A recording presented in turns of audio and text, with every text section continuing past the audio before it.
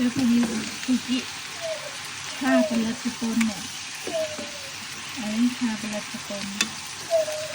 ជាមួយនឹងសាច់ឆ្អឹងជំនាញយកសាច់ឆ្អឹងខ្ចីហ្នឹងយកមកឆាបែបប្រពន្ធនេះដាក់ក្នុងទីទឹកទឹកស្អីហ្នឹងមានគឺទឹកមកអូខេហើយយើងគុំឲ្យចំហុយវាយើងឆាវាត្រឡប់ចូលឡើងឲ្យទឹកនេះហុយប្រតិបត្តិរត់ល្អឃើញ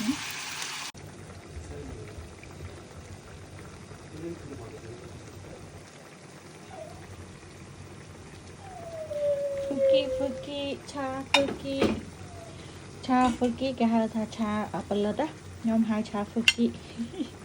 ខ្ញុំហៅឆាផលិតតែជនជាតិជប៉ុនគេហៅថាហ្វឺគីតាទៅញ៉ាំបាយឃើញទេ